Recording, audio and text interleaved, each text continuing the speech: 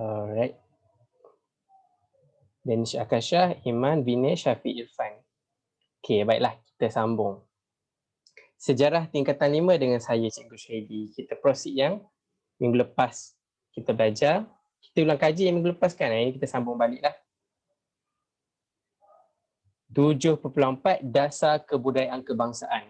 Sebab hari tu ingat tak kita pasal UKM lah, DBP lah, sukan lah, banyak dia berkait dengan perpaduan. Okay, so kita new share. Where is it? Where is it? Okay, kat sini. Apa dah tadi? Oh, buat akrobatik.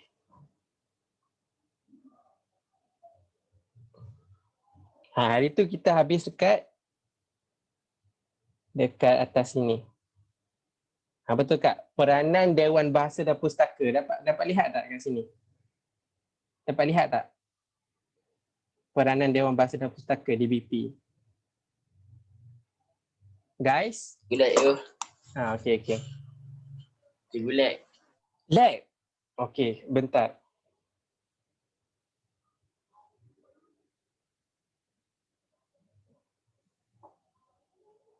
Lag tak lagi? Lag lagi ke?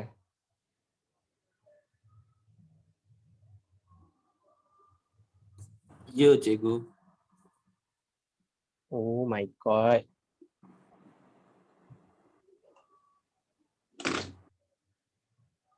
Sekarang ni lag tak lagi? Lag lagi Sekarang, ya?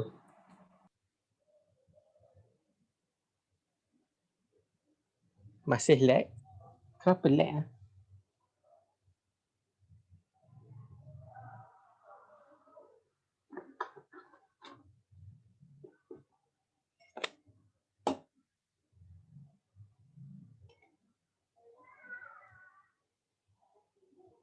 Ariel, lag tak lagi Ariel? Cikgu lag lagi ke? Okey dah. Okey dah, okey. Bismillahirrahmanirrahim. Ya Allah, pemudahkanlah urusan hari ini. Okey, selamat datang Huzaifah Gibril. Okey, so minggu lepas kita dah belajar DBP. So kita masuk yang baru ni 7.3. Yang ni 7.3. Pasal sekolah, akta pendidikan, banyak yang kerenah zaman dulu ni. UKM, and then kita masuk 7.4 Dasar Kebudayaan Kebangsaan. Dasar Kebudayaan Kebangsaan dibentuk bagi mewujudkan perpaduan. Kata kunci dia, yang penting ni perpaduan je. Buatlah apa-apa pun tapi in the end dia nak perpaduan dan integrasi melalui aspek kesenian dan kebudayaan. Dasar ini menjadi garis panduan masyarakat bagi membentuk dan mengekalkan identiti sebagai warga negara Malaysia. Okay, ini adalah sejarah pembentukan. Sejarah pembentukan apa? Bukan sejarah pembentukan jasad, tapi sejarah pembentukan dasar kebudayaan kebangsaan. Dia cakap kat sini digubal dan diperakui melalui Kongres Kebudayaan Kebangsaan pada tahun 1971. Kongres ini boleh dianggap sebagai lanjutan daripada Kongres Rakyat 1996 iaitu Kongres Kebudayaan Melayu. Siapa yang rasmi? Perdana Menteri kita yang kedua, Tun Abdul Razak Hussein di Dewan Tunku Chancellor Universiti Malaya, Kuala Lumpur. Siapa yang anjur? Kementerian Kebudayaan Belia dan Sukan. So apa rasional dasar kebudayaan kebangsaan ni sebenarnya? Kita lihat. Siapa ni? Ni Tun Abdul Razak Hussein Rahman Abdul Razak, Perdana Menteri yang kedua. Hokage yang kedua. Kita mesti menggubal satu identiti bangsa Malaysia dengan mengambil kira semua kaum dan agama. Saya menegaskan bahawa sudah sampai ketikanya bagi kita menentukan identiti atau kepribadian kebangsaan sebagai satu bangsa yang mempunyai maruah dan martabat seperti bangsa-bangsa lain yang merdeka dan berdaulat di dunia ini. Ini adalah prinsip utama. Apa ni? Prinsip utama dasar kebudayaan kebangsaan. Yang pertama, berteraskan kebudayaan rakyat asal rantau Melayu sebagai tunjang dasar kebudayaan kebangsaan. Tunjang ni macam tunjang lah. Macam ni tunjang. Batang utama, tiang utama dasar kebudayaan kebangsaan. Rantau Melayu tu maksudnya serantau. Contohnya benua Malaysia sepanjang tu dari Perlis sampai ke Sabah. Yang kedua, unsur kebudayaan lain yang sesuai dan wajar diterima sebagai elemen penting. Maksudnya kebudayaan lain yang tak seharusnya termaktub kepada budaya Melayu sahaja, tapi budaya Iban, budaya Chinese, budaya Indian, banyak budaya tu diterima sebagai elemen yang penting dalam sebuah negara. Dia perlu banyak budaya sebab kita ni multiracial punya country, betul tak?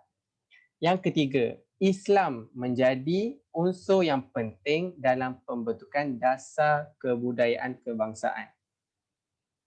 Dasar kebudayaan bangsaan. So, ada soalan tak setakat ni guys?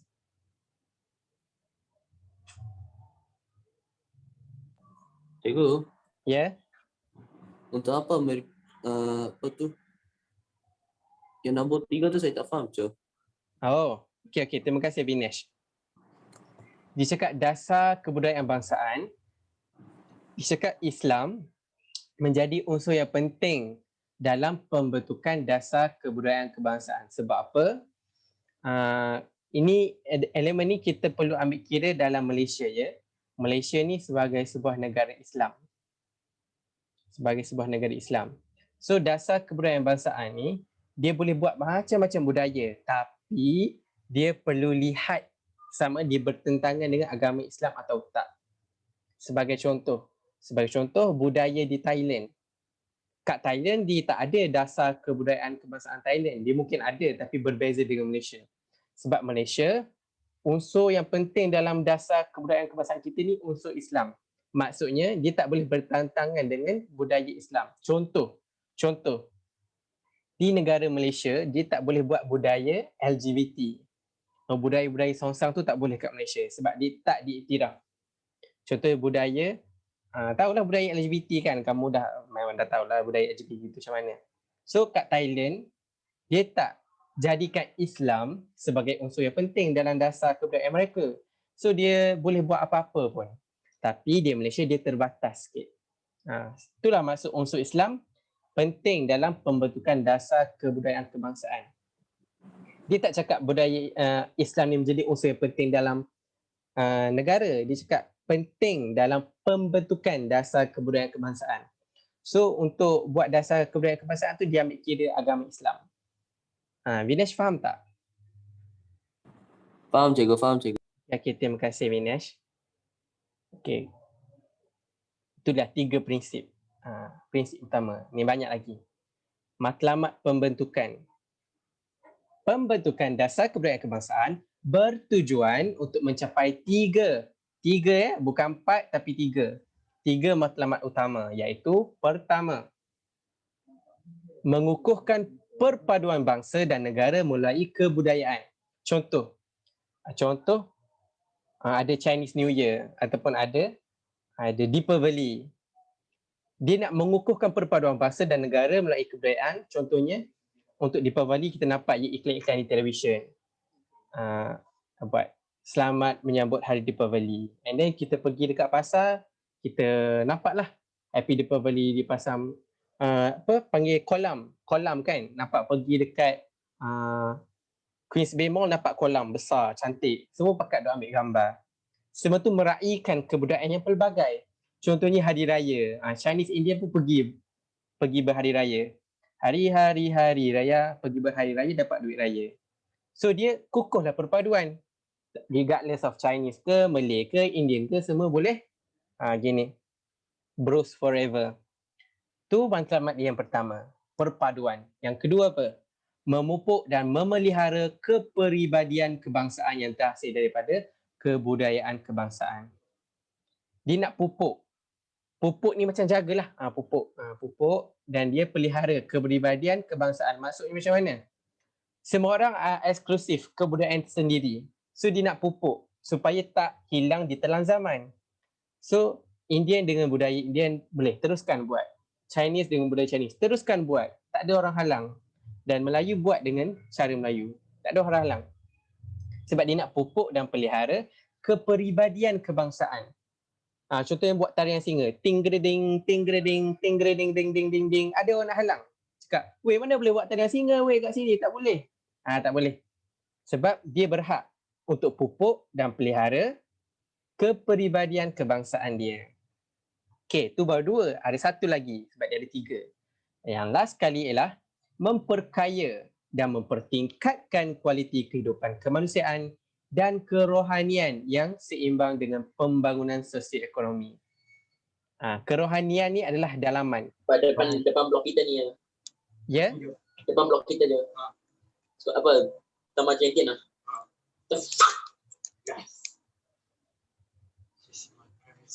Apa? Aira jual dadah ke? Horny and evil. We must stop her from Danish.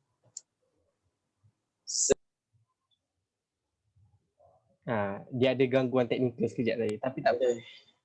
Maaf. Oh, it's okay. Yang ketiga, memperkaya dan mempertingkatkan kualiti kehidupan kemanusiaan dan kerohanian yang seimbang dengan pembangunan sosioekonomi. So, itulah macam pembentukan dasar kebudayaan kebangsaan. And then, agensi pelaksana. Apa itu agensi pelaksana? Apa benda? Agensi pelaksana bagi dasar kebudayaan kebangsaan. Dia cakap kat sini, dasar pelaksanaan dasar kebudayaan kebangsaan melibatkan semua kementerian. Yang ini menarik. Agensi dan jabatan yang berkaitan dengannya. Dasar ini dilaksanakan oleh Kementerian Pelancongan, Kesenian dan Kebudayaan. Kini dikenali sebagai Kementerian Pelancongan, Seni dan Budaya Malaysia. Motif dia nak tukar nama, benda sama je. Jabatan Kesenian dan Kebudayaan Negara, Majlis Kebudayaan Negeri, Istana Budaya serta Akademi Seni Budaya dan Warisan Kebangsaan Aswara. Aswara ni sangat famous ya. Siapa kat sini tak tahu Aswara tu apa? Pinesh tahu tak Aswara tu apa? Saya tak tahu. Idea tak tahu idea? Tak pasti cikgu. Kat Aswara ni dia macam, Tak pernah dengar. kalau tanya cikgu anggap dia macam universiti lah. Tapi dia melebihkan kepada kebudayaan. Dia menari hebat nak mampus. Hebat gila tarian dia. Nyanyi dia, suara dia lagu-lagu tradisional. Nyanyi lagu Siti Nurhaliza, lagu apa tu? Ting Ting dengan apa nama tu? Nurhaliza Idris. Tapi yang itulah yang saya tahu untuk Aswara. Ini Istana Budaya. Mahal ya nak masuk ni. Itulah agensi pelaksana. Tugas dia nak melaksanakan pelbagai program kebudayaan. Istana Budaya untuk buat program. Istana Budaya. Biasa dengar kat TV. Cikgu tak pernah pergi Istana Budaya ni. Unless you guys pernah pergi. Cikgu tak tahulah. Kemudian Cerita Warna Malaysia. Lama dah tak dengar ni. Dasar kebudayaan kebangsaan dijelmakan melalui program seperti Citra Warna Malaysia yang melibatkan pelbagai kaum dan budaya. Program ini mula dianjurkan pada tahun 1999 yang merupakan promosi pelancongan bagi Malaysia. Antara program yang dijalankan termasuklah memperagakan kebudayaan, pakaian, tarian dan nyanyian rakyat Malaysia. Program Cerita Warna diadakan di Dataran Merdeka pada bulan Mei setiap tahun dengan melibatkan rakyat pelbagai kaum dan budaya. Masih nak Google pula Cerita Warna. Ya, kita cuba Google kita lihat Cerita Warna ada tak kat Malaysia. New share.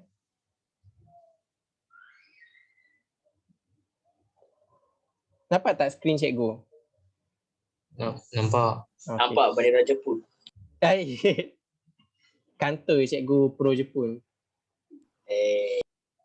Cerita Warna Malaysia. Nampak. Wow. Ini di Dataran Malaysia. Sorry internet agak. Department of Museum Malaysia. Ingat aku ambil gambar je. Ini contoh tahun 2015. Free admission. Oh, masuk hanyalah percuma. Free je masuk. Atau ada siapa-siapa pernah join Cerita Warna Malaysia? Geng-geng KL mesti biasa ni. Tak tahu weh. Tak tahu. Saya jarang PKL. Hampa duduk dalam masjid je baca Yasin. Oh ni nampak ya, tingginya. Tapi dia pelbagai budaya, kadang-kadang Iban Kadazan. Oh ni nampak ni. Ni. Tu contohlah Cerita Warna. Agensi pelaksana. Agensi pelaksana. So setakat tadi dia ada prinsip utama, ada matlamat pembentukan, ada agensi pelaksana, ada Cerita Warna. Dia pernah pergi tepi ke ataupun pernah pergi konsert ke, orang kata nampak tepi eyes to eyes, you know. Zurin. Ya. Kisah awak, cerita awak, pengalaman awak yang mana satu konsert? Tiba kan. Okey, kita teruskan. Ini Cerita Warna Malaysia. Dijalankan. Kita dah lihat tadi. Penggiat budaya, dasar kebudayaan kebangsaan melahirkan ramai tokoh dan penggiat budaya yang tersohor. Tokoh ini memberikan sumbangan yang besar terhadap proses membudayakan masyarakat dan kebudayaan kebangsaan, budaya bangsa. Sumbangan mereka juga penting dalam menggalakkan penghasilan karya seni tempatan yang bermutu tinggi dan memartabatkan khazanah asli negara. Yang ini contoh ya. Azah Aziz Mak Ongku, tokoh budayawan. Hamzah Dolmat, seni muzik tradisional. Lim Swee Tin, kesusasteraan. Matthew Ngau Jau, muzik tradisional Sapen Sarawak. Oh, menarik muzik Sapen. Syuhaibun Yusof, budaya dan kesusasteraan Sabah. Samuel Das, muzik tradisional India. Kalau cikgu jujur, cikgu tak kenal siapa pun kat sini. Tapi andai kata cikgu nak letak contoh dalam soalan, cikgu akan letak Pak Lah. Penggiat seni muzik tradisional. Siapa lagi? Ghazal untuk muzik Ghazal. Matthew Ngaujau ni ada satu buat muzik Sapen Sarawak yang glamour tu, masuk Asian Got Talent ada. Tapi yang penting kamu ingat je yang ni. Pak Lah. Pak Lah ke? Bukan Pak Lah nama dia kan? Siapa tahu siapa yang buat muzik untuk Siti Nurhaliza tu?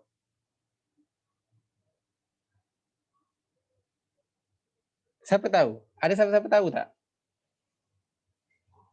Wujud lagi ke cikgu? Apa yang wujud tu Nurul Atikah? Sorry. Maksud dia semua tokoh yang dalam gambar ni masih wujud. Oh. Wujud tak lagi. Nampak dah tua ni macam dah tak ada lah. Tapi serius, cikgu pun tak kenal siapa ni. Azah Aziz. Okey. Apa dah? Pak. Dia dah mati dah pipak tu. Apa entah tak ingat lah. Tapi kalau ingat penggiat budaya, kita ambil yang obvious je. Siapa yang kita tahu yang obvious? Program Cerita Warna. Saya rasa dia patut buat lagi. Maksud dia ada. Tapi sekarang ni dah suang-suang kuku dah. Ada, saya rasa masih ada. Sebab dia cakap akan buat annually setiap tahun bulan Mei. Cerita Warna. Okay, in case kita google lah Cerita Warna 2020. Ada tak?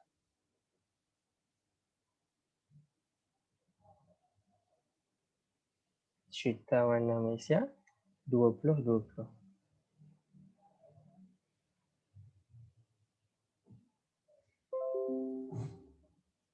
Oh my god. Sekejap ya. Macam cabaran dan duga.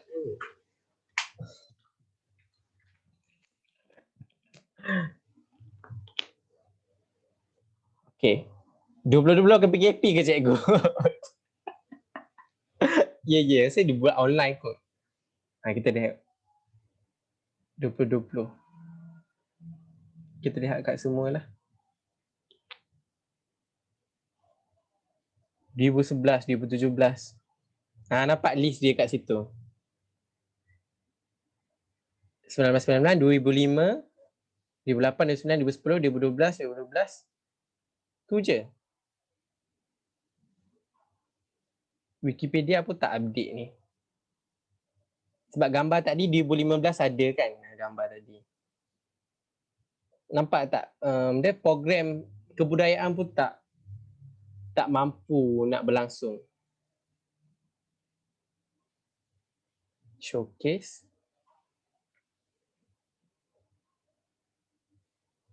Online. Cari cerita masa Malaysia. Online. Tiba online. 2016. Saya rasa dia tak mampu ni nak buat sebab dah tukar kerajaan kan. Dia pun dah tak. Dia tak nak teruskan benda macam ni. Thank you for the question, Nuratika. Sekarang saya pun tertanya-tanya, ada tak lagi cerita warna? Sebab kalau ada pun cerita warna, saya rasa dia hanya untuk flex kepada negara-negara luar saja bahawa negara Malaysia ni negara yang berbilang kaum. Faham tak maksud saya? Dia nak flex, Malaysia ni multiracial punya country, still together, enjoy perayaan dan sebagainya. Tapi in fact, politically, dia agak tak nak cakap lah. Tapi you know what I mean lah. Okay.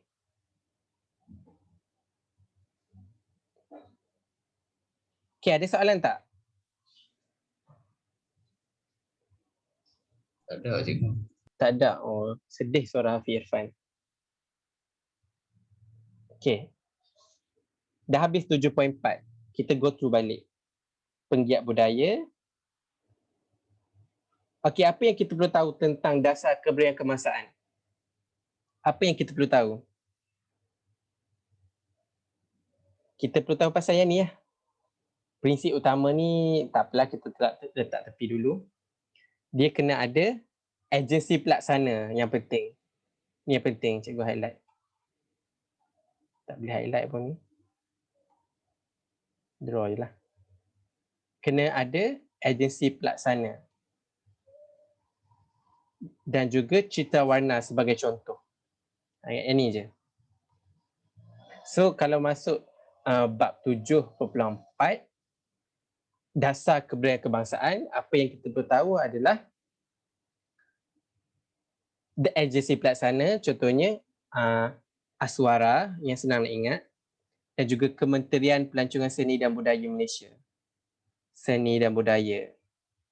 Kalau confuse, tulis je Kementerian Seni dan Budaya. Ni kalau tak ada arah sangat lah, tak ada arah sangat, tak tahu. Nama punyalah panjang. Pelancongan, Kesenian dan Kebudayaan. Tapi yang ni senang je ingat Aswara. Dan juga cerita warna. Kalau nak hurai pasal cerita warna, bolehlah cakap cerita warna diadakan setiap tahun, walaupun tak buat pun, tulis je. Dia adakan setiap tahun, setiap bulan Mei yang memperagakan pakaian. Contohnya, pakaian Cina, Cheongsam. Mau tunjuk Cheongsam macam mana, duduk jalan atas runway. And then pergi keluar, masuk pula pakai kain plekat dan sebagainya untuk flex. Fashion masing-masing untuk Malam Cerita Warna Malaysia 2020 sebab COVID yang tak ada. Itulah untuk dasar kebudayaan kebangsaan. So, okay, cikgu nak tanya, ni soalan umum soalan umum. Cikgu harap semua participate lah. Pernah dengar tak semua benda ni?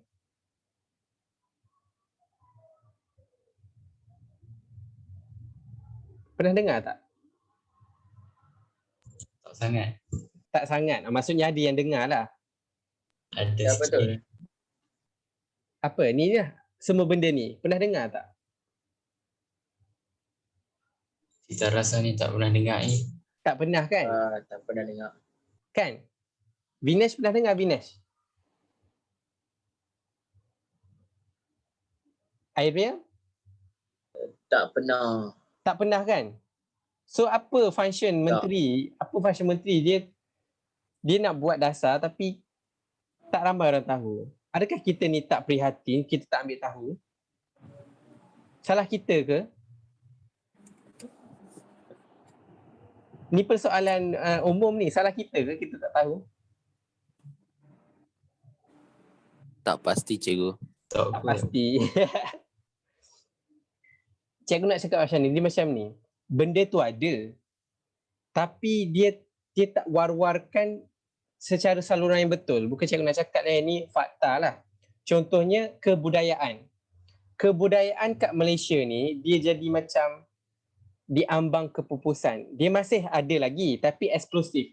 Contohnya bila nak ada program baru nak buat. Contohnya program ASEAN baru nak buat. Oh, joget atas pentas situ, joget atas pentas sini, nak tunjuk ada budaya. Tapi in a sense, Kementerian Pelancongan Kesenian dan Kebudayaan ni dia banyak je buat aktiviti-aktiviti yang berkisarkan kebudayaan. Tetapi satu je silap dia. Dia tak implement benda ni kepada masyarakat yang tidak arif tentang budaya. Contohnya macam kita. Kita tahu je ada budaya, tarian zapin dan sebagainya. Tapi adakah kita keep in touch dengan menteri? Tak ada.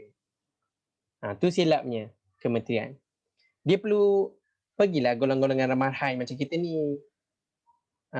Perlu didedahkan dengan dia buat apa. Bagi pamphlet, ni nak buat program macam ni. Tapi tak mengapa. Contohnya Aswara tu, dia banyak je hantar kat luar negara untuk program nyanyian dan sebagainya, program tarian. Tapi tak diketengahkan. In a sense, bukan salah kita, tapi salah media. Sebab media hanya tunjuk drama pukul 7. Suamiku, suamimu. Isteriku, isteri dia. Okay, dah habis. Kita masuk 7.5 pula. Sukan sebagai alat perpaduan. Sukan. Siapa kat sini suka main sukan? Bola sepak ke, pingpong ke, badminton ke? Saya Oh, semua ni. Apa? Bola sepak ke? Basketball. Basketball? sepak. Serius? Ya, saya main dengan budak Cina. Wow, high Q lah ni. Tiba high Q. Tu bola tampar. Okay, lupakan. Sukan, sports sebagai alat perpaduan untuk bersatu padu. Sukan merupakan satu medium untuk memupuk perpaduan kaum dan integrasi nasional. Semua je memupuk perpaduan dan integrasi nasional. Sukan dapat mengeratkan hubungan muhibah dan menerapkan rasa saling hormat dalam kalangan peserta. Jangan lepas main pula gaduh. Main-main tim lawan dapat 5 gol, kita dapat 0 gol, kita gaduh. Jangan. Tu bodoh namanya. Selain itu, sukan mampu mewujudkan masyarakat yang sanggup memberikan sumbangan demi kesejahteraan sosial dan kecemerlangan sukan negara. Sukan dan perpaduan melalui pendidikan. Satu murid, satu sukan. Yang ni glamour lah. Kat sekolah cikgu duk cakap, at least satu murid perlu ada satu sukan. Tapi end up satu murid 10 sukan dia pergi tibai semua. Ada murid yang tak ada sukan langsung sebab dia tak main sukan langsung. Dia hanya tulis nama. Social. Yes, Vinesh. Kak Ariel. Saya tu anti-social. Ariel tak main sukan? Saya main sukan. Sukan tak main? Saya main. Sukan apa? Bola basketball. Oh, basketball. Tak ada sini main bowling ke pingpong ke? Badminton. Oh, badminton. Wow. Mesti Vinesh Bola tinggi sepak. kan? Smash kat bucu. Okay. Sukan dan perpaduan melalui pendidikan. Sukan merupakan aktiviti core curriculum.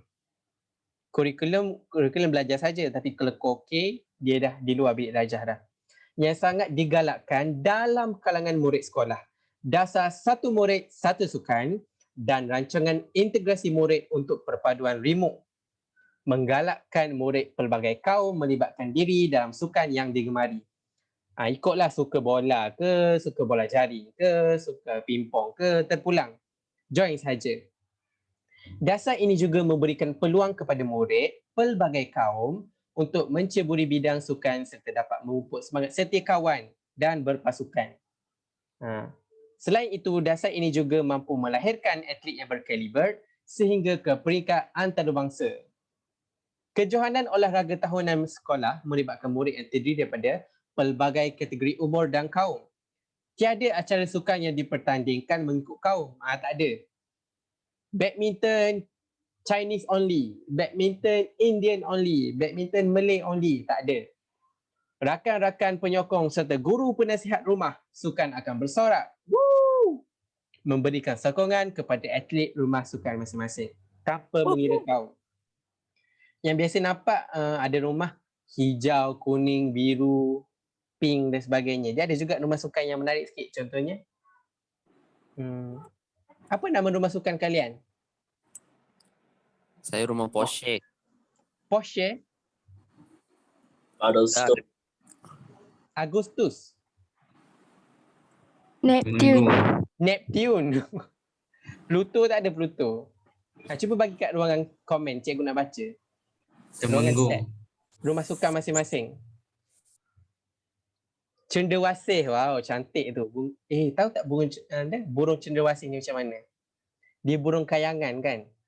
Baiduri, masa tajuk lagu je. Ni Baiduri nama restoran dekat kampung saya, restoran Baiduri. Roti canai dia sedap. Neptune. Neptune tu boleh jadi apa? Planet ataupun Neptune yang duduk kat laut tu. Temenggung. Wow. Beldestone. Apa tu Beldestone? Serius Nama lah. rumah. Nah, ya, serius. Sekolah kami punya. Wow. Warna purple untuk Paddlestone. Oh, okey, menarik. Rumah sukan Porsche. Nama kereta ni Vinesh. Rumah kuning. Ya. Oh, Planet. Dan yang lain apa? Mercedes. Volkswagen. Cikgu, Ya? Yeah? kalau rumah sukan merah kan, dia punya nama tu apa tu? Bentley. Bentley ha. Oh, Bentley. Oh, memang kereta lah. Sah lah kereta. Menariklah rumah sukan hampa. Rumah cikgu apa? Cikgu rumah biru dulu. Lepas tu rumah biru kalah, cikgu tukar masuk rumah hijau. Itulah. Menarik. Nampak gambar ni? Dapat. Rindunya zaman sekolah. Ni bayangkan ni Vinesh berlari, Airil berlari, Hafi berlari, Nurul Atikah ni. Nampak? Danish, ni Danish. Danish dah berusia dah. Ini Danish. Okay. Murid secara berkumpulan bergilir-gilir berkembang gambar tersebut. Tak perlu layan ni. Rindu tak nak sekolah? Rindu. Okey. Majlis Sukan Universiti Malaysia, MASUM. Majlis Sukan Universiti Malaysia, MASUM, bermula pada tahun 1974. MASUM ditubuhkan bertujuan untuk mengadakan pertandingan sukan dalam kalangan penuntut dan staf universiti tempatan bagi memupuk perpaduan dan integrasi nasional.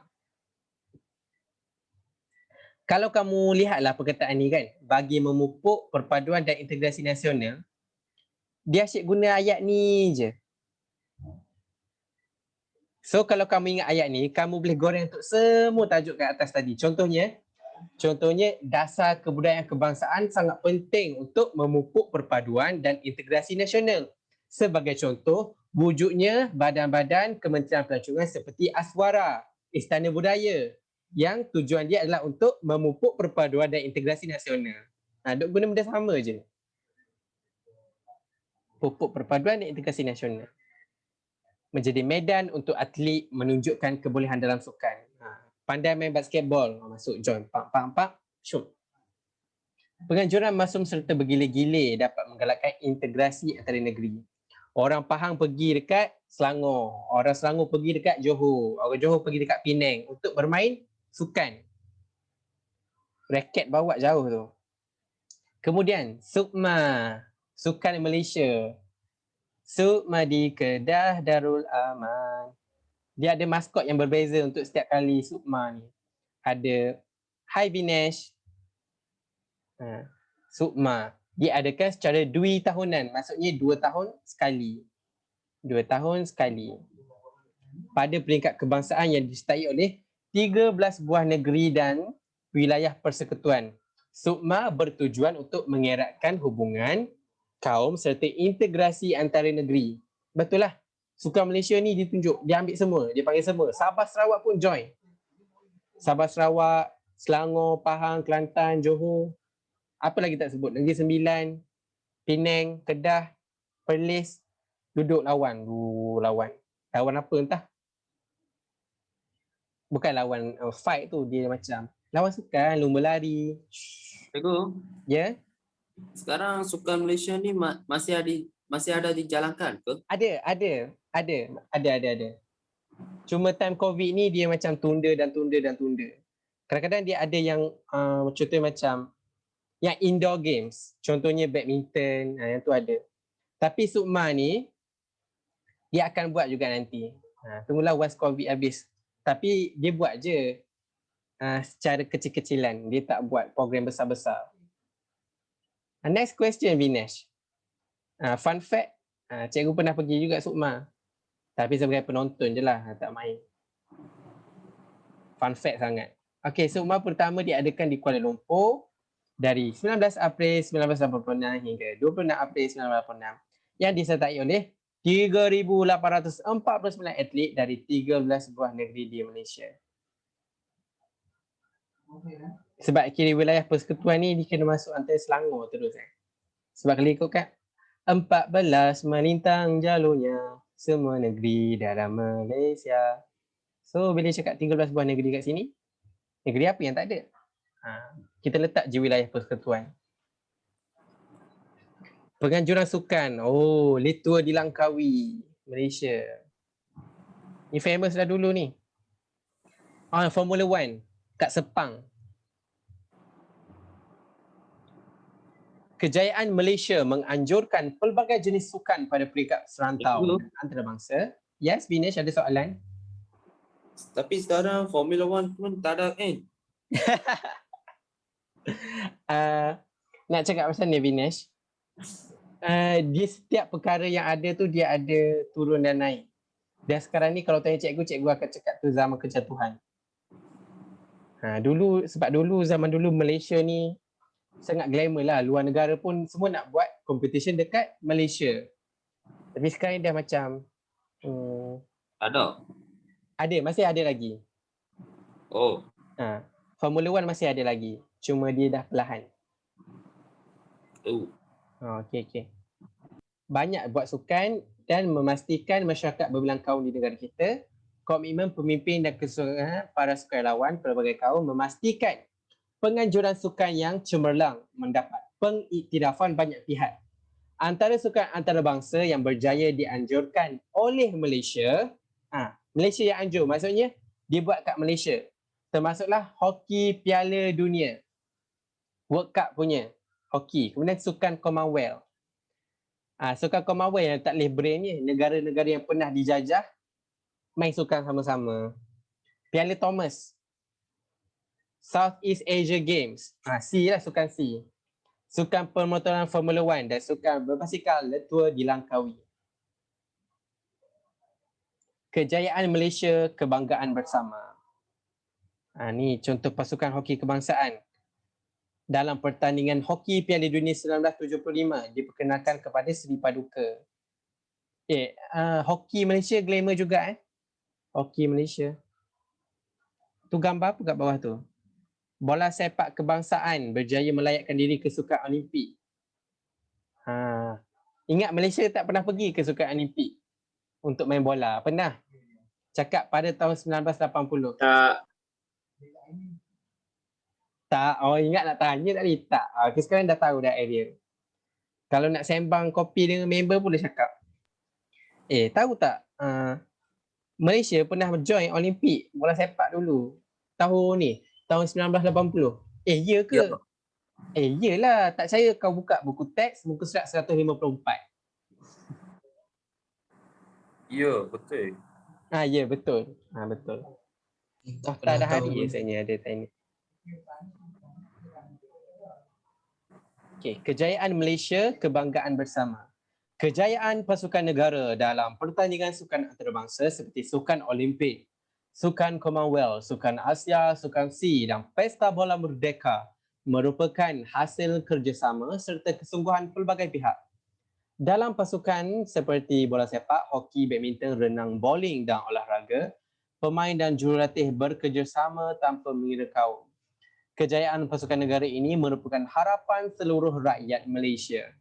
Jelaslah bahawa sukan memainkan peranan yang penting dalam membentuk sebuah pasukan yang bersatu dan saling bekerjasama untuk mencapai kejayaan.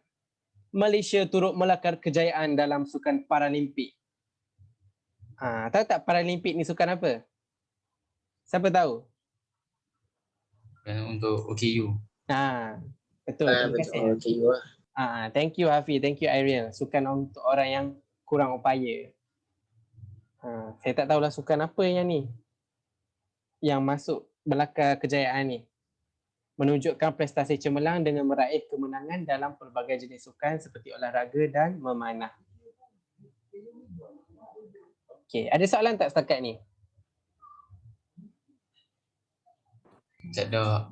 Tak ada. Kalau ada soalan tanya je lah. Nak masuk 7.6 pula ni. Ada lagi orang Malaysia boleh.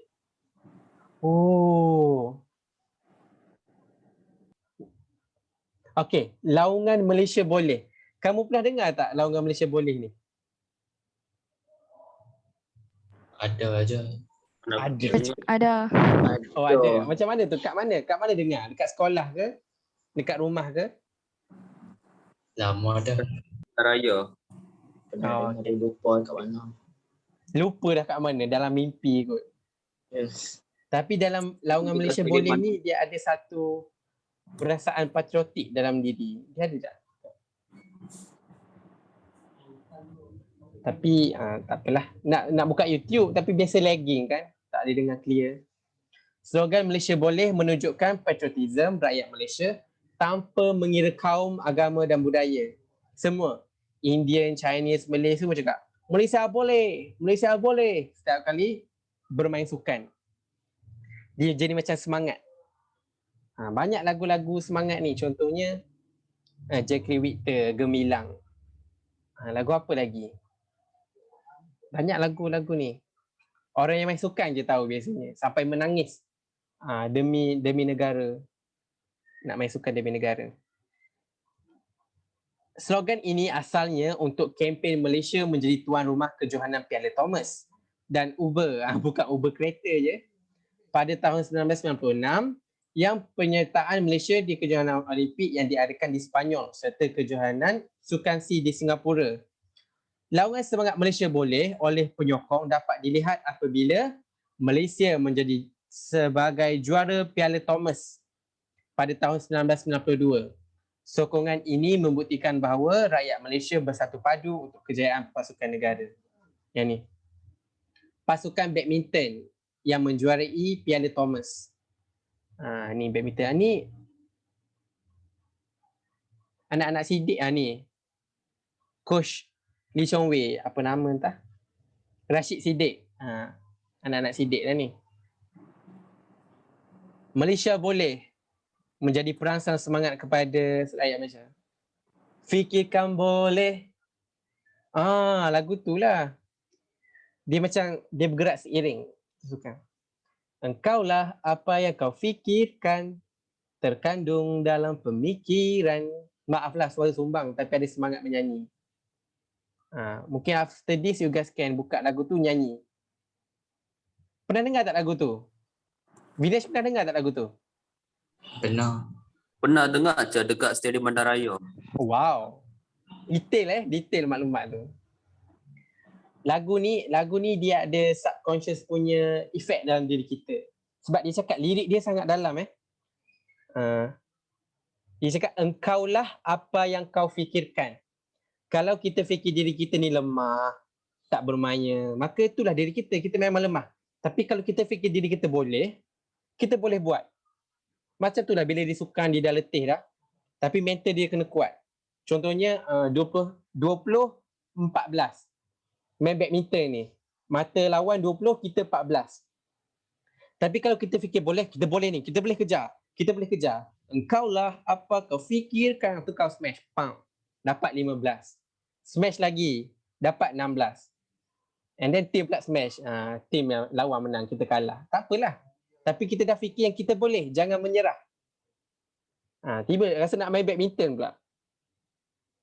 Seri Paduka Baginda Yang di-Pertuan Agong IS Sultan Azlan Muhibbuddin Shah Ibni Almarhum Sultan Yusuf Izzuddin Shah Ghafarullah, panjangnya nama, menyampaikan pingat kepada pasukan badminton Malaysia yang menjuarai Piala Thomas. Piala Thomas tu ialah sukan apa? Piala Thomas. Nak dengar jawapan hampa? Siapa tu cikgu? Piala Thomas. Oh, sorry. Untuk sukan apa? Badminton. Badminton. Ni dah jelas dah tulis badminton kat sini. Piala Thomas. Ni geng-geng menang badminton lah ni. Sebab Malaysia memang power badminton. Memang power tu yang Malaysia boleh banggakan. Okey. Peranan organisasi dalam perkembangan sukan dan memupuk perpaduan kaum. Beberapa agensi diberi tanggungjawab untuk meningkatkan pencapaian dan kecemerlangan sukan negara pada peringkat antarabangsa. Antaranya termasuklah alhamdulillah Kementerian Belia dan Sukan, Majlis Sukan Negara MSN, Majlis Olimpik Malaysia serta Persatuan Sukan Peringkat Sekolah. Bukan. Sukan peringkat kebangsaan atau negeri. Sekolah apalah sangat. Pegawai pengurusan pakar perubatan, sukan, pegawai teknikal dan panel kejuruteraan yang terlibat dalam organisasi ini terdiri daripada pelbagai kaum dengan kepakaran dalam bidang masing-masing. Masing-masing kaum tu pandai yang ni, kaum tu pandai yang ni, tapi masing-masing membantu untuk sukan dalam negara. Okey, itulah peranan organisasi. Kalau nak senang ingat ni, Majlis Sukan Negara, Kementerian Belia dan Sukan. Ingat yang tu je. Kepimpinan berwibawa. Kejayaan sukan di negara kita merupakan hasil pengurusan sukan yang sangat cekap dan teratur. Kecemerlangan ini juga disebabkan oleh ketokohan pemimpin persatuan sukan, jurulatih, para atlet dan pegawai sukan. Keunikan perkembangan sukan di negara kita ini, dia memperlihatkan pelibatan kerajaan, kerabat diraja dan juga ahli politik sebagai penaung atau presiden persatuan sukan. Contohnya JDT. Contoh JDT dia under apa? Dia under Raja Johor, Sultan Johor. That's why dia macam ada dana, ada banyak duit, nak buat program kat situ, nak buat latihan kat luar negara, banyak dana, bagi je duit, macam bagi duit, settle. Itulah sukan. Invest duit untuk sukan negara. Bekas atlet pula menjadi pengurus atau jurulatih pasukan. Peranan mereka penting untuk menarik minat dan sokongan rakyat terhadap perkembangan industri sukan negara. Okey, sekarang cikgu nak tanya. Siapa atlet sukan yang kamu kenal? Tulis dekat ruangan chat. Cikgu nak baca satu persatu. Kalau tak ada, cakap je tak ada. Tulis atlet yang kamu kenal. Jangan tulis diri sendirilah. Atlet Malaysia lah. Yang glamour. Kita lihat siapa bagi jawapan yang paling awal.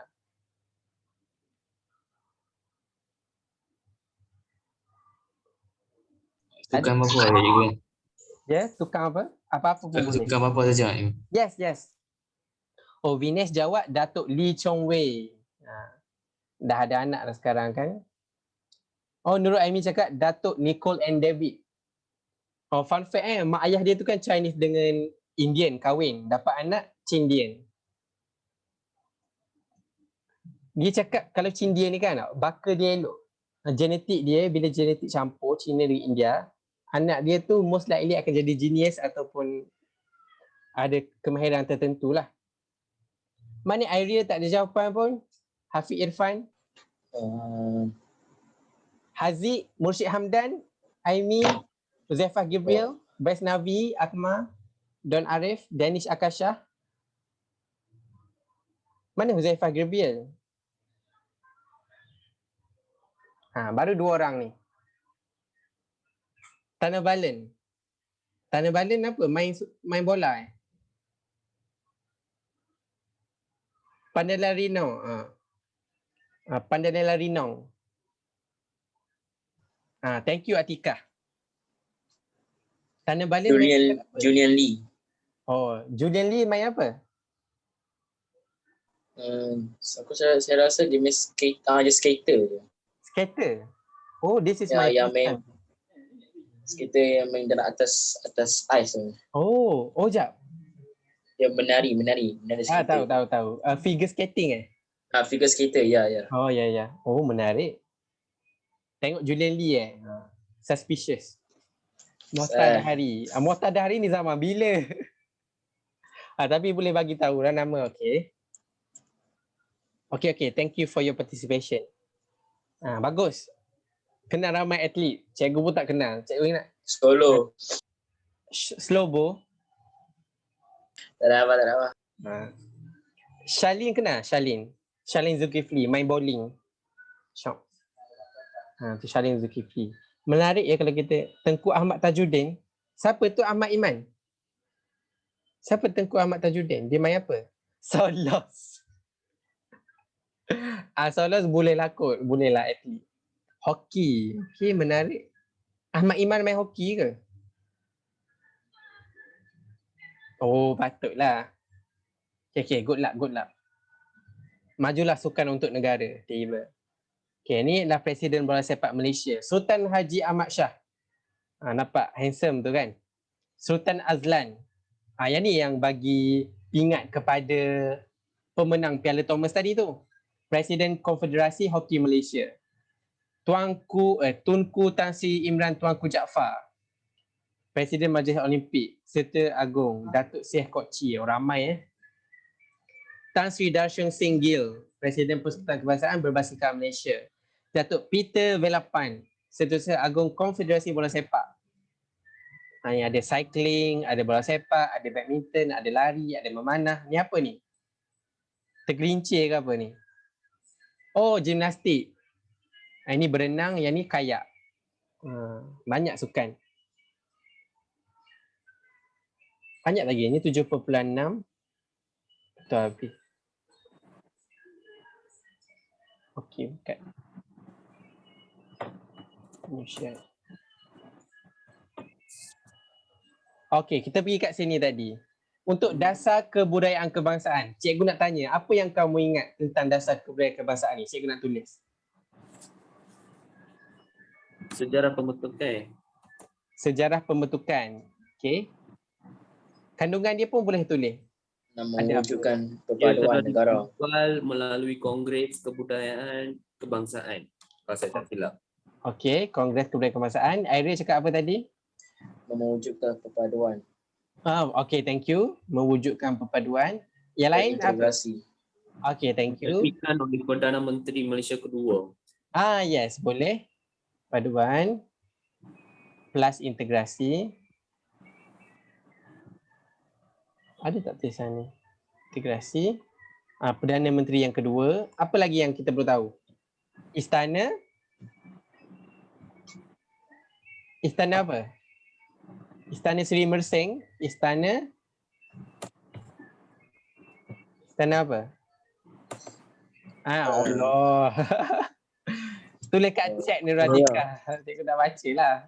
Istana Budaya. Terima kasih Atika. Istana Budaya. Lagi apa lagi? Asrama. Aswara. Aswara.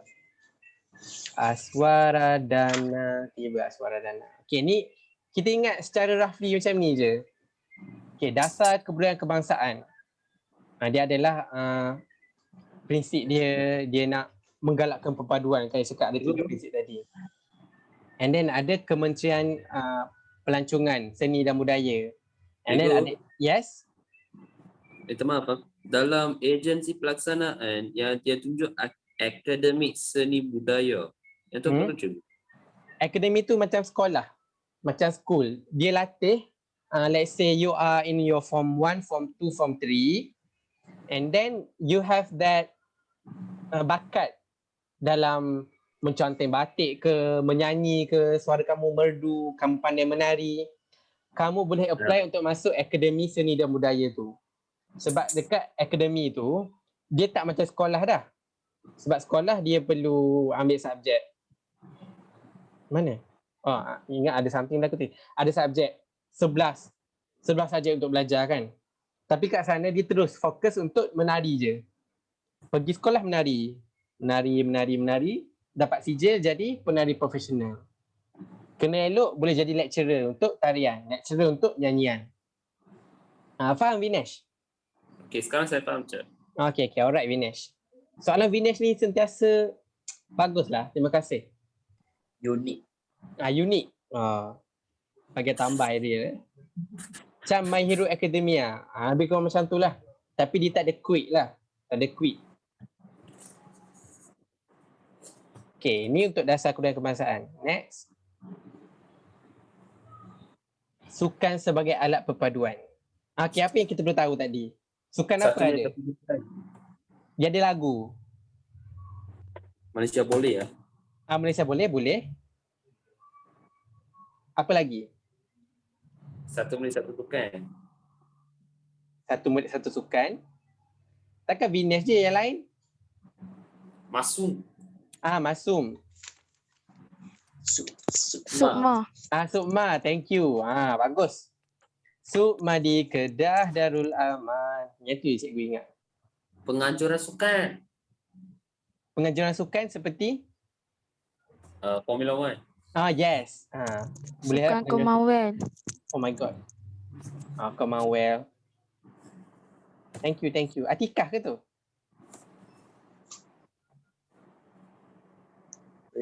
Suara Atikah ke tu? Cik. Bukan. Sukan C. Ya, saya. Apa beza dengan Olimpik dengan Paralimpik? Menarik soalan Vinesh. Okay. Bukan Paralimpik aku dah bincang dah. Olimpik untuk orang yang betul-betul sempurna. Untuk seluruh negara di seluruh dunia ni, dia sukan untuk okay. Selamat datang Nurul Aimi. Okay. Olimpik ni macam seluruh dunia, seluruh negara dia bersukan. Tapi dia perfect. Dia tak ada cacat celah pun, dia perfect. Tapi kalau Paralimpik, dia orang yang tak sempurna. Tak ada kaki. Umurku macam tu lah. Sedih. Tapi dia semangat. Dia tak ada kaki, tak ada tangan, buta, tapi dia still lagi semangat untuk sukan. Dan kadang-kadang kalau dia lumba lari, lagi laju daripada kamu semua. Kaki dia guna besi yang tu. Dia kodong. Contoh ni kaki dia, ni badan dia, kepala dia, tangan dia. Kaki dia sampai sini je. Dia guna macam besi macam ni. Macam pingu pula tengok. Tapi inilah atlet Paralimpik. Laju gila. Okay, thanks for that question, Vinesh. Okay, kat mana dah tadi? So kamu semua dah ingat walaupun random, kamu ingat masuk sukan universiti, Sukma, sukan antara negeri kat Malaysia, satu murid satu sukan, Commonwealth, Olimpik macam boleh, tak ada masalah. And then ni muzik dan sejarah ni macam santai-santai je lah. Kenal tak apa yang berlaku kat sini ni? Tahu tak? Jangan bimbang. Dia santai je ni, bukan pasal Gaduh tu. Gaduh. Tapi yang ni Perdana Menteri kita, mantan Perdana Menteri kita. Siapa kenal? Cikgu gambar kecil. Najib. Gambar kecil tak nampak. Tak nampak. Gambar kecil. Najib berarti. Najib. Najib. Yang ni yang ni dia macam tanya soalan. Lepas tu yang ni yang nak tumbuk ni. Nampak tu. Dia adalah Mat Over. Kenal tak Mat Over ni siapa? Entah. Tak tahu. Tahu. Kamu join tak kelas cikgu nyanyi lagu Ubi Kayu dulu? Sekolah saya mana ada ada kelas Mana musik. ada? Tak ada ke? Ke form 4? Tak ada. Cikgu nyanyi balik kamu ingat balik. Makan ubi kayu sampai perut naik kembung. Tak ada? Ingat. Tak ingat. Cikgu ingat. bolehlah semangat nyanyi boleh kamu tak ingat. Tak, rasa tak. Okay, it hurt in here in the meow meow. Tak apa. Ni Mat Over ni yang lagu terkenang zaman Allah Akbar. Dia nyanyi lagu terkenang zaman Jepun. Mungkin kelas form 4 kot. Terkenang zaman Jepun. So boleh buka YouTube lepas ni, tengoklah terkenang zaman Jepun. Nak tunjuknya sewaktu zaman pemerintahan Jepun, tak cukup makan pun, asyik makan ubi kayu je sampai perut pun naik kembung. Yang tu je boleh ada untuk makan. Wow, betul, amazing. Okay, now Kimigayo. Apa maksud lagu Kimigayo? Kimigayo ni lah sewaktu Jepun datang ke tanah Melayu, dia paksa seluruh pelajar yang belajar di tanah Melayu untuk menghafal lagu Kimigayo. Kimigayo, Kimigayo, Chiyo ni ya Chiyo. Maksud dia kat situ. Pandai. Sebab cikgu dengar setiap kali nak tidur, tiba. The thousands of years of happy rain be signed. Lord all my lords in what we pebbles now. Punyalah explain punya panjang cakap macam ni lah. Dah perintah lama dah tuanku yang duduk kat Jepun sana. 10 ribuan tahun perintah. And then bersatulah untuk bina balik negara yang musnah jadi pebbles tu. Jadi negara balik tu Kimigayo. Tapi at the end of the day lagu terkenal zaman Jepun memang best. Balik boleh tengok. Okay, rukun negara. Oh, yang ni kita nak masuk nanti. Rukun negara. Siapa ingat prinsip rukun negara? Ada 5 ke? Ada 5. Ada 5. Apa tu? Ada bunga raya. 5 kelopak bunga raya. Tak ada bunga raya ada 6 kelopak Kalau bunga raya ada 6 kelopak, hang duduk kat negara lain. Okay, yang pertama. Kepercayaan kepada Tuhan. Okay, good. Kepercayaan kepada Tuhan. Yang kedua? Kesetiaan kepada kepada rakyat negara. Okay, guys. Good. Peluruhan perlembagaan. Wow. Amazing. Kedaulatan undang-undang. Laju. Undang-undang. kedaulatan laju. Ketuhanan undang-undang. dan kesusiaan. Tak sempat tulis. Keluhuran. Lepas keluhuran. Kedaulatan. Kedaulatan undang-undang. Kesopanan Kepanan dan kesusilaan. Okay. Oh, bagusnya. Ni adalah ciri-ciri pelajar cemerlang ni. Kesopanan dan kesusilaan. Okay. 5 prinsip rukun negara pun ada lagu. Dia banyak lagu sebenarnya. Tiba Macam kan? tak pernah dengar ke? Tak pernah dengar kan? Sebab dia biasa iklan zaman dulu-dulu je. Pernah dengar lagu Tandas tak? Tandas. Dulu ada kempen Tandas Kotor. Satu Malaysia Tandas Kotor. Lepas tu dia buat kempen Tandas. Tandas berkualiti. Dah dengar tak? Tak pernah dengar. Tak pernah. Pernah? Tak pernah. Aku pernah dengar. Ada yang pernah dengar? Tak pernah? Aduh. Dia waktu cikgu pergi sekolah dulu nyanyi lagu tu lah. Oh tandas berkualiti. Oh hidup berkualiti. Gitu lah dah ingat. Tapi cubalah type dalam YouTube lagu Tandas Berkualiti. In fact cikgu cubalah. Cikgu cuba Google. Tandas berkualiti. Cikgu tak tipu, okey? Ya ke cikgu? Betul, cikgu tak tipu. Serius, sumpah. Siapa pasang tu? Venus pasang.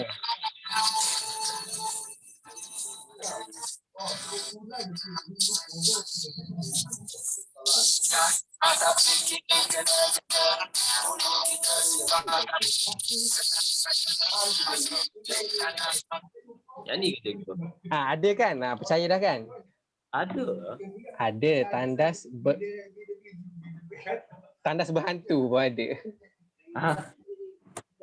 Yang ni. Tandas hidup.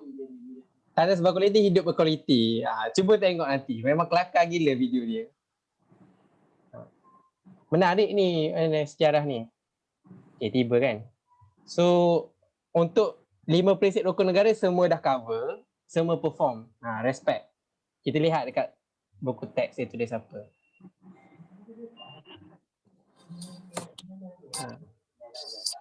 Jadi jangan jadi rintung pula lagu Tandas Berkualiti tu. Okay, now rukun negara sebagai tonggak kesejahteraan negara. Rukun negara ialah ideologi yang dibentuk sebagai sebahagian apa? Untuk menyatukan dan membimbing rakyat ke arah perpaduan. Kalau nak goreng pun boleh juga cakap untuk membentuk perpaduan dan integrasi nasional. Okey, sejarah pembentukan PUN. Rukun negara dibentuk ekoran daripada peristiwa 13 Mei. Tragedi ni. Tragedi 13 Mei. Tragedi mengayat hati. Alhamdulillah. Rukun negara hasil daripada perbincangan dan pemikiran Majlis Perundingan Negara MAPEN. MAPEN yang kita belajar dulu dengan Mageran. Mageran, siapa ingat Mageran apa? Majlis? Majlis Gerakan. Gerakan Negara. Pandai Hafiz Irfan. Terima kasih. Rukun negara telah diisytiharkan secara rasmi oleh Yang di-Pertuan Agong IV pada 31 Ogos 1970 bersempena dengan ulang tahun kemerdekaan yang ke-13. Pada tahun 2020 genaplah 50 tahun Rukun Negara dicipta. Yeay. Okey, inilah logo dia. Jubli emas. Jubli emas ni maksudnya inilah 50. 50. Maksudnya jangka hayat umur. Kalau jubli perak, tahu berapa? Siapa tahu kalau jubli perak berapa tahun? Tak tahu. Tak tahu. Okay, sekejap. New share. Dia sebab jarang encounter perkataan ni. Contohnya jubli emas. Kan? Jubli emas ni maksudnya 50 tahun. Apa tu Vinesh? Patriotik gila. Kemudian jubli perak. Tak. Cik. Jubli perak 25 tahun. Contohnya lah, andai kata kita buat perusahaan. Kita buat kedai chicken chop contohnya. Dah lama dah buka chicken chop ni, 50 tahun. And kita nak raikan kedai chicken chop kita 50 tahun tu, kita buat jubli emas. Contohlah ni. Anda kalau jubli perak 25 tahun. Saya jubli perak lah. Okay, next. Tertutup pula dah. Okay. Bacaan ikrar yang tu maka genaplah 50 tahun rukun dicipta. Dia ada explanation juga untuk setiap logo cakap kat sini. Kita erase dulu. Kita baca satu-satu. 5 jalur merupakan simbolik 5 prinsip rukun negara. Yang kamu semua bagi tahu jawapan tadi itulah 5 jalur yang ni. Ada merah, putih, merah. Cukup 5 jalur. Bulan dan bintang melambangkan prinsip kepercayaan kepada Tuhan. Ni bulan dan bintang ni. Dah label dah kat sini. Tengkolok berkerawang. Bulan dan bintang merupakan simbol prinsip setia kepada raja dan negara. Yang ni tengkolok ni. Tengkolok tu yang ni. Yang pakai atas kepala. Ada dekat duit tu lah. Vinesh tahu tak apa tu tengkolok Vinesh? Biasa orang Melayu lagi dia pakai macam topi. Yes, pandai Vinesh. Kemudian angka 50 bersempena dengan sambutan ulang tahun Rukun Negara, birthday dia 50. Warna biru melambangkan amalan perpaduan dalam kesopanan dan kesusilaan.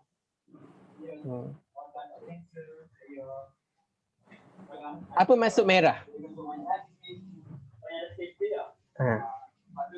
Siapa tahu maksud merah apa? Bendera Malaysia, contohnya bendera Malaysia kat sini kan? Biru masuk apa, merah masuk apa, putih masuk apa, kuning masuk apa? Siapa tahu? Cikgu, kalau saya tak silap, merah tu bersemangat wajah ke? Yes, betul. Putih? Budi pekerti ya. Suci, okey. Biru? Itulah. Dia lirik lagu je. Merah membara semangat wajah. Putihmu bersih budi pekerti. Kuning berdaulat payung negara. Biru perpaduan kami semua. So automatik kita dah tahu semua maksud warna apa. Biru perpaduan. Yes, exactly. Nampak tak? Itu dia kat sini. Biru perpaduan. Kalau kuning apa? Kalau kuning. Payung negara. Kuning berdaulat. Berdaulat payung negara. Maksud dia merujuk kepada sultan. Sultan kuning, kuning semua sultan kuning. Yellow. Itu Ya? Payung pun ada payung negara ke? Payung negara tu menunjukkan dia yang payung negara paling atas. Oh, okey okey. Satu lagi raja pun dia gunakan payung sebagai simbolik raja. Payung diraja. Oh. Yes. Okay, next. Ni matlamat rukun negara. Panjang ni. Panjang kan? Tak apa, kita ambil yang atas je. Rasa habislah untuk ada lagi. Prinsip rukun negara yang kamu semua bagi tahu tadi, baru habis. Okay. Ada soalan tak setakat ni?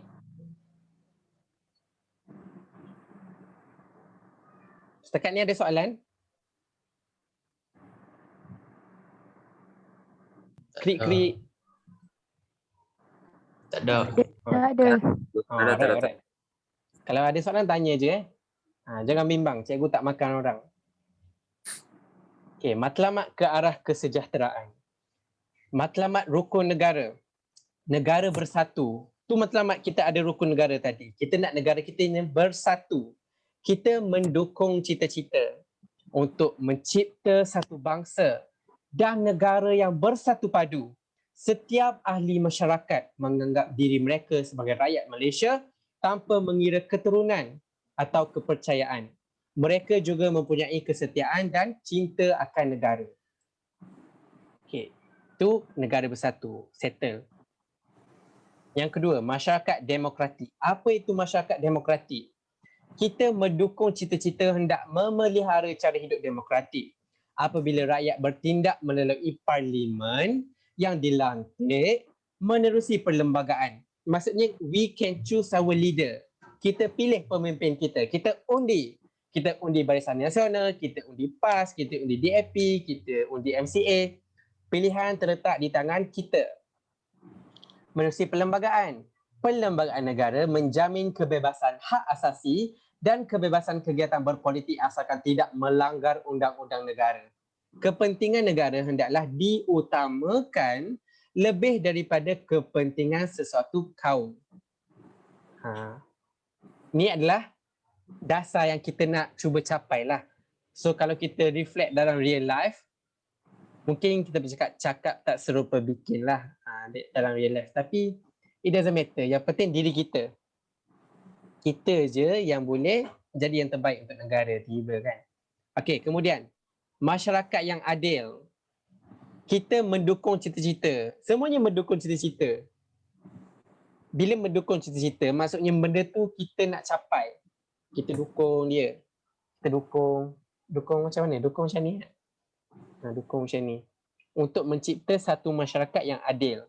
Apabila semua anggota masyarakat mempunyai peluang yang sama untuk menikmati kekayaan negara. Masyarakat yang adil akan wujud apabila pihak yang lemah dan berkurangan dibantu supaya mereka mempunyai peluang yang sama untuk bersaing dan bebas daripada penindasan. So, okay, cikgu nak tanya kamu semualah. Ada tak sekarang ni? Soalan cepu mas. Rasanya masyarakat sekarang ni jadi masyarakat yang ada tak berdasarkan rukun negara kita? Jangan bimbang, bagi tahu je.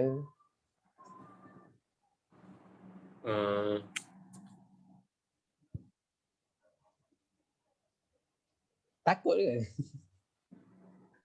Tak tahu cikgu nak cakap apa. So in a sense sekarang ni kita cubalah dukung cita-cita tu selagi kita boleh. Adil ke tak adil tak penting, yang penting kita dukung cita-cita tu. And then masyarakat progresif. Cikgu nak cakap yang ni tadi tak adil antara T20 dengan B40. Masih ada lagi ketidakadilan untuk masyarakat adil. Tapi tak apalah, pendapat masing-masing kan. Kemudian masyarakat progresif. Apa itu maksud masyarakat progresif? Yang sentiasa ke hadapan, sentiasa nak maju, tu progresif. Kita mendukung progress. Good Ariel. Ada progress. You have that progress. Hendak menegakkan apa? Menegakkan satu masyarakat yang progresif mengikut kemajuan sains dan teknologi di samping mengamalkan nilai-nilai keutuhan, nilai-nilai ketuhanan, masyarakat progresif adalah suatu masyarakat yang bergerak maju sejajar dengan perubahan dan kemajuan pada masa ini. Itulah masyarakat progresif. Sentiasa maju untuk sains dan teknologi. Dia sampai itu ada sifat ketuhanan, ada agama dalam diri. So masyarakat liberal pula. Lihat masyarakat liberal. Oh, thank you Atika. Apa maksud cikgu tak adil bagi T20 dan B40? Okey, memandangkan ada soalan, cikgu bagi tahu. Okey, masyarakat adil. Sekarang ni kita ada matlamat rukun negara. Kita ada kepercayaan kepada Tuhan, kesetaraan kepada raja negara, lurang perlembagaan, kedaulatan undang-undang, sepadan kesusilaan. So rukun negara itu kita nak wujudkan masyarakat yang adil. So sekarang ni kita nak wujudkan masyarakat yang adil. Bila kita nak wujudkan masyarakat yang adil, semua tu ada peluang yang sama rata.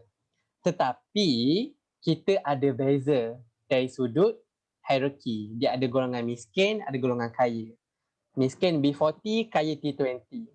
So sekarang ni lah, obvious kot kalau kita update pasal isu-isu semasa. B40, time-time COVID ni lah, kalau buat masalah, kena denda. 1K, 10K, kena saman. Tapi untuk T20, dia tak kena. Waktu-waktu COVID boleh pergi melancong, boleh pergi honeymoon. Tak ada masalah sebab dia T20. Tapi untuk B40, mencuri pun jadi kesalahan. Ingat tak dulu kita cakap mencuri tu? Anak kelaparan, tak ada susu, tak ada Milo, pergi mencuri, masuk mahkamah, bersalah. Tak ada duit. Nampak? Itulah ketidakadilan yang berlaku di Malaysia. Kita tak boleh turn blind eye towards this scenario. Kita tak boleh tutup mata je. Tapi kita perlu ambil tahu dan kita cuba nilai apa sebenarnya yang berlaku di negara Malaysia dan apa yang kita boleh bantu untuk ubah. That's the point of learning history. That's the point of learning sejarah. Supaya kita dapat nilai dan kita cuba improve supaya jadi jauh lebih baik. Okay? Okay. Okay tak ni? Faham tak? Okay, alright. Okay, kemudian masyarakat liberal. Apa itu masyarakat liberal? Liberal ni maksudnya open-minded lah sikit. Liberal. Alright Atika, thank you. Kita mendukung cita-cita hendak memelihara wujudnya satu masyarakat yang liberal. Ahli masyarakat bebas mengamalkan agama, adat resam serta kebudayaan masing-masing sesuai dengan kepentingan perpaduan negara. Ahli masyarakat bercita-cita mencipta satu masyarakat yang boleh menjadi sumber kekuatan kepada bangsa dan negara Malaysia. Cuma satu je cikgu nak cakap. Maksud liberal ni jangan kita confuse. Maksud masyarakat liberal dekat matlamat rukun negara ni, dia cakap kita bebas untuk mengamalkan agama. Tak ada orang halang pun. Kita bebas mengamalkan adat resam. Tak ada orang halang pun. Kita bebas buat budaya masing-masing. Tapi janganlah kita bebas buat benda-benda bukan-bukan. Take note Kita perlu letak boundaries. Faham kan maksud cikgu kan? Kalau tak faham bagi tahu cikgu. Cikgu explain. Detail.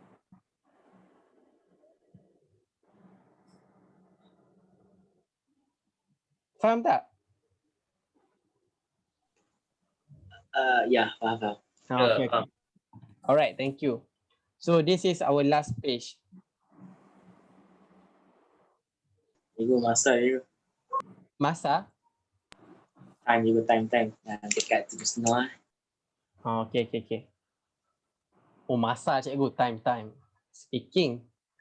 Okay. Prinsip rukun negara. Rukun negara mempunyai 5 prinsip rukun negara. 1.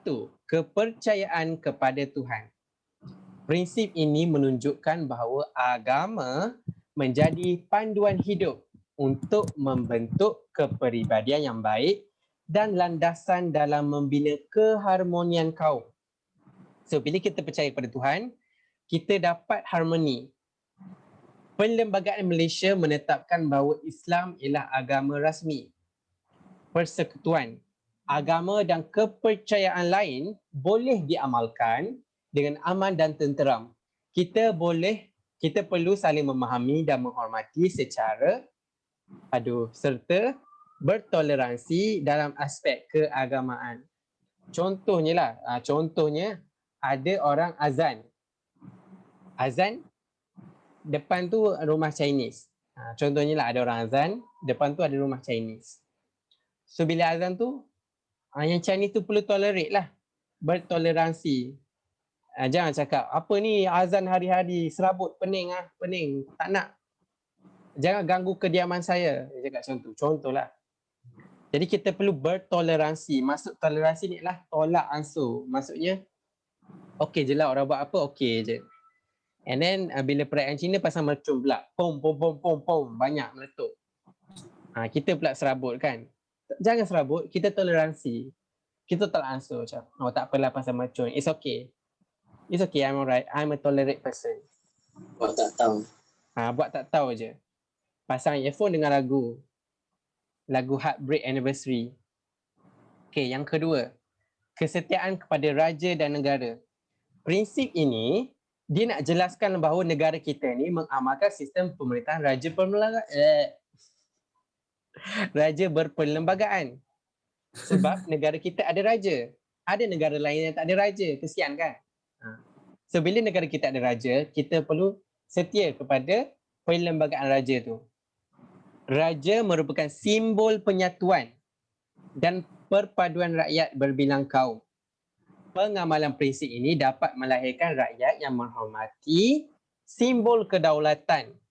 Kedaulatan apa? Kedaulatan negara.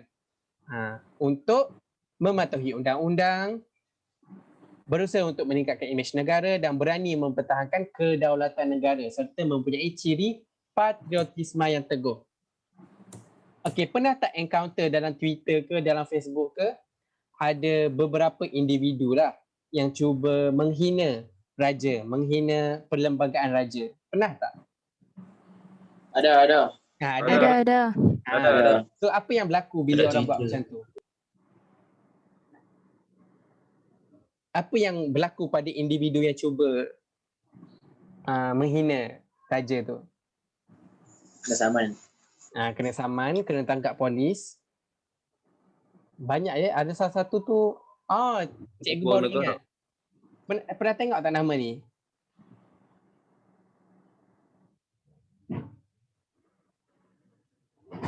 Pernah tengok tak? Pernah tengok je.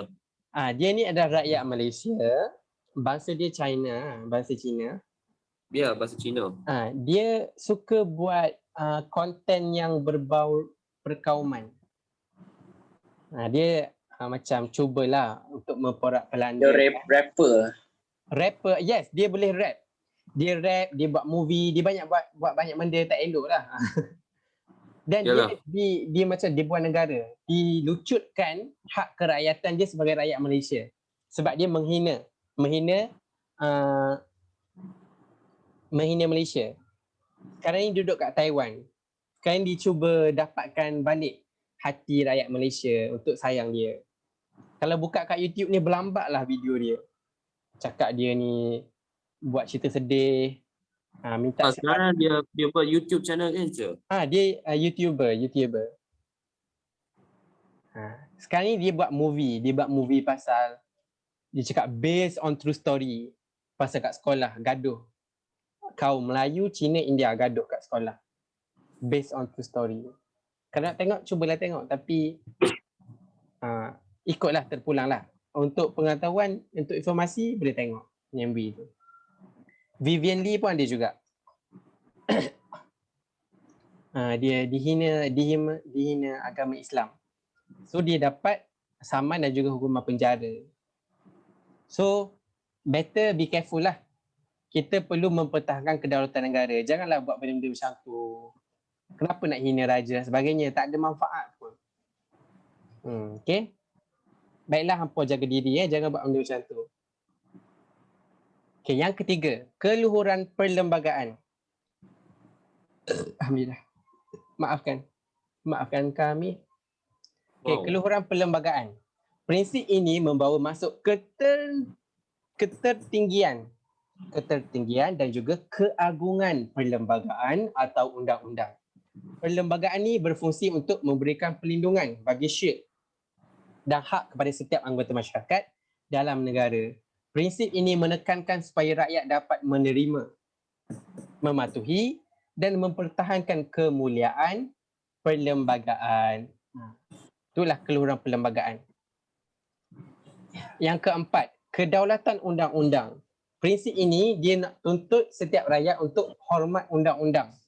Tidak buat kesalahan yang melanggar undang-undang dan berusaha untuk menyokong penguatkuasaannya. Contohnya traffic light merah.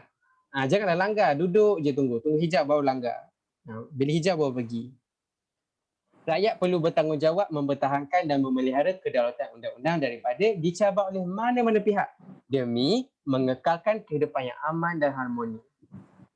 Itu pentingnya ikut undang-undang. Jangan langgar undang-undang. Dan last sekali, kesopanan dan kesusilaan. Prinsip ini adalah untuk memastikan bahawa setiap rakyat sentiasa perlu bersopan santun. Jumpa je, selamat pagi, selamat petang. Kalau jogging kan, morning. Kalau jumpa orang tua, salam. Tapi COVID tak boleh buat macam ni je. Sentiasa bersopan santun. Menghormati dan berakhlak mulia. Kesopanan dan kesusilaan dapat menjamin hubungan baik sesama kaum agar terus kekal terpelihara. Prinsip ini menjadi garis panduan yang perlu dijadikan amalan dan disemai dalam diri setiap rakyat Malaysia. Penghayatan nilai murni akan melahirkan suasana yang harmoni dan saling bertolak ansur. Itulah 5 prinsip rukun negara. Ada soalan tak? Soalan cikgu. Tak ada. Okey. Vinesh, Ahmad Iman, Ariel. Tak ada soalan? Tak ada. Tiada. Danish Akasha, Hafiz Irfan, Huzaifah Gabriel, Musyid Hamdan, Nur Akmal, Nur Ain Fatin, Aimi, Atika, Syafiqah, QC, Sofia, Vaisnavi, Haziq. Ada soalan? Tak ada. Tak ada. Okey, kalau tak ada,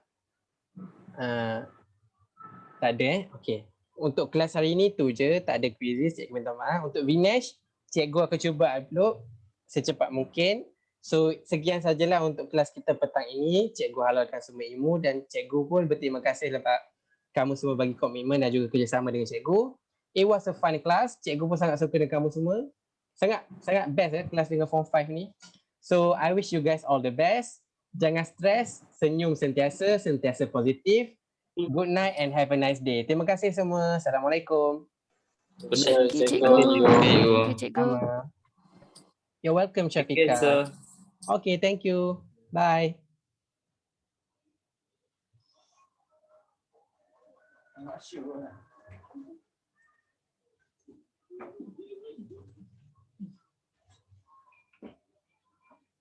Mana dia?